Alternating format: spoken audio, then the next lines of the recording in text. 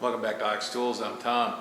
So hope you all had a nice Christmas, and I certainly did. I've been playing in the shop a bit, putting together a short meatloaf episode here. Got a couple of viewer appreciation gifts that we want to check out, and then we're going to look at a couple other things. I got a lot of comments on that stud removal, which was kind of fun. I had a lot of fun doing that, and I enjoyed a lot of the comments, and I think you guys really like that, and I think we're going to do some more of that. So one of the neat things about that was that there was a lot of really good ideas that came in through the comments, and I was wanting to have another manifold around here so I could try some of these things. So I'm going to be looking for another manifold victim to test some of these things on. So I don't know. There's just a ton of good ideas.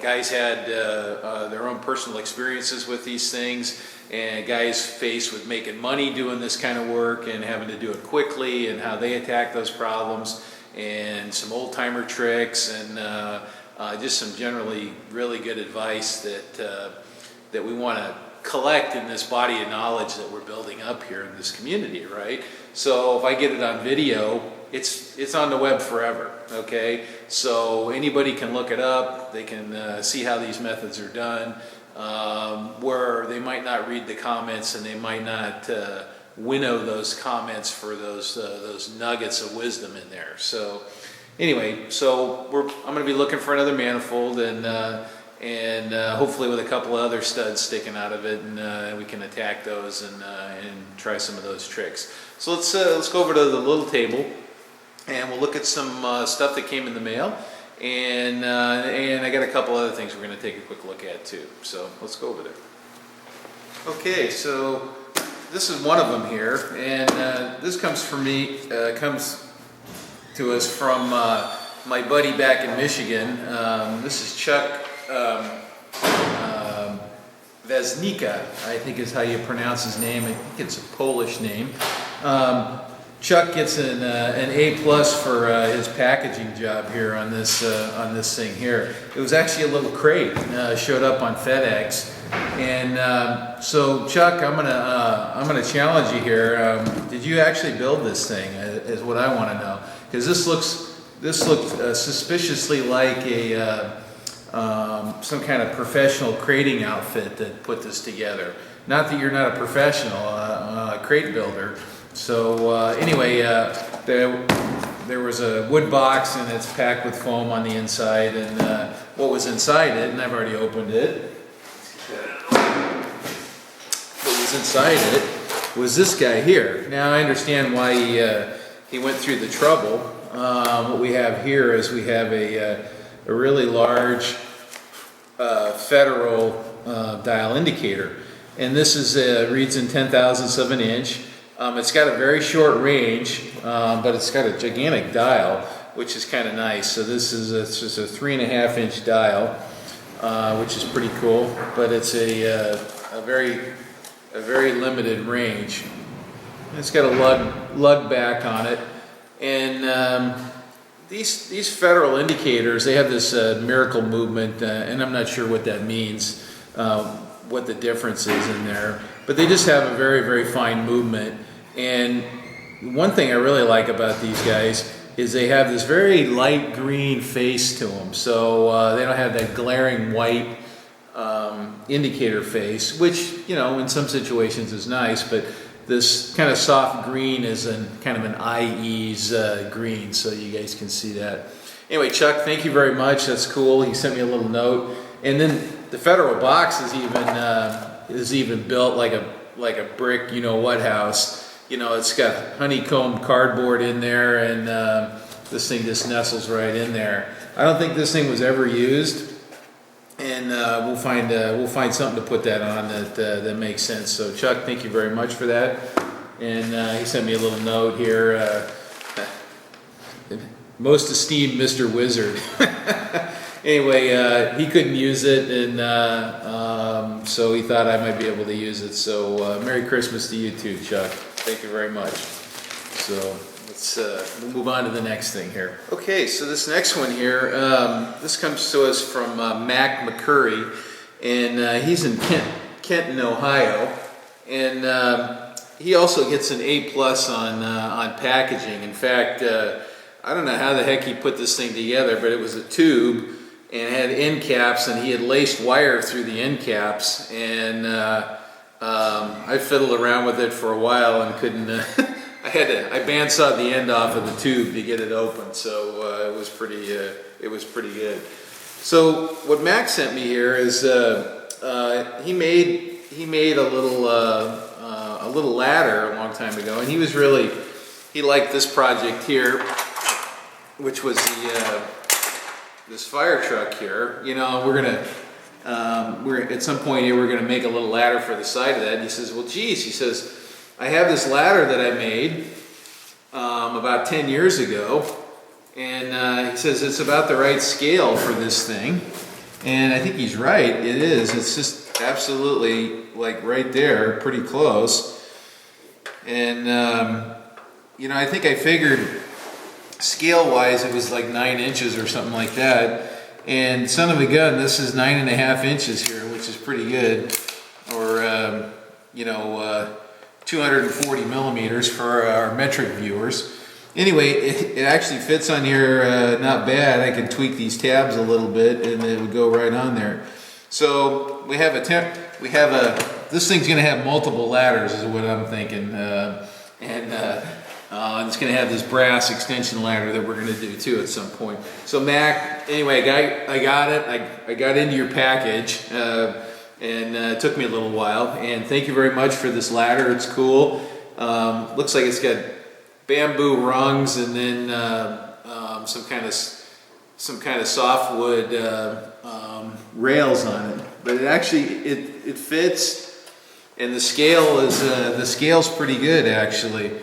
I don't know. I think all of our firefighter viewers would probably approve. So, isn't there something about wood ladders and firemen? We got to have wood ladders for certain things. So, electrical stuff, I guess. Anyway, Mac, thank you very much. That's a nice little gift, and nothing like a handmade gift. Thank you, sir. So, there's some speculation. This is the stud that I hacksawed off of that manifold, and you know, I tried to center punch it, and it was tough to drill, and in general this was some tough high grade material.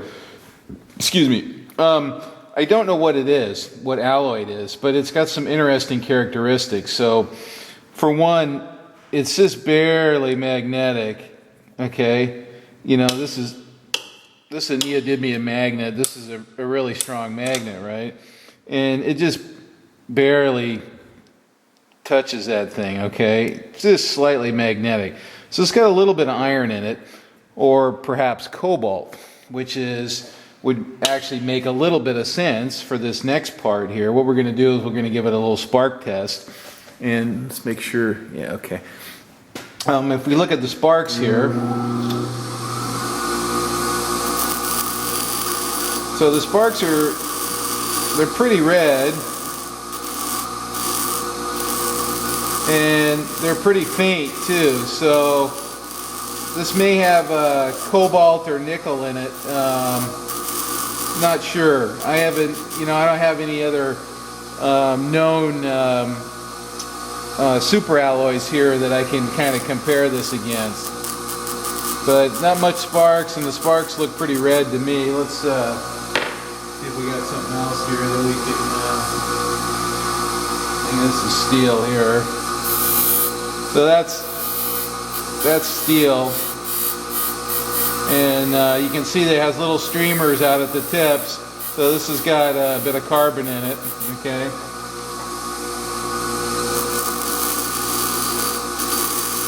And they're slightly redder too.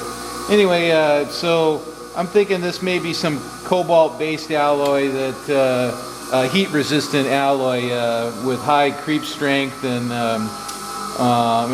you know, so that it's designed to operate at temperatures over 1,000 degrees F. So I'm going to hang on to that, and maybe I can get somebody to analyze a little chip for me, and we can get we can figure out what that is, because that's kind of cool.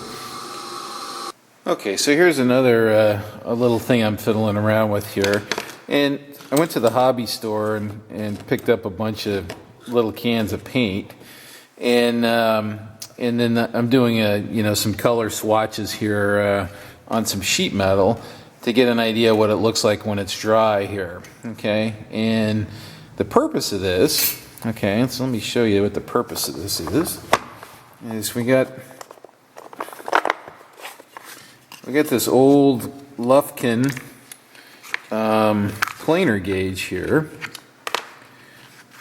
and I was looking at it the other day, and I noticed that this interior, so this is a forging, or probably that'd be my guess, is it's a forging, but what they did was on these interior surfaces here, they actually painted them, which I actually really like the look of. It's really kind of a really cool look, right? So you got the precision surfaces of the planer gauge, and then these interior surfaces here they painted.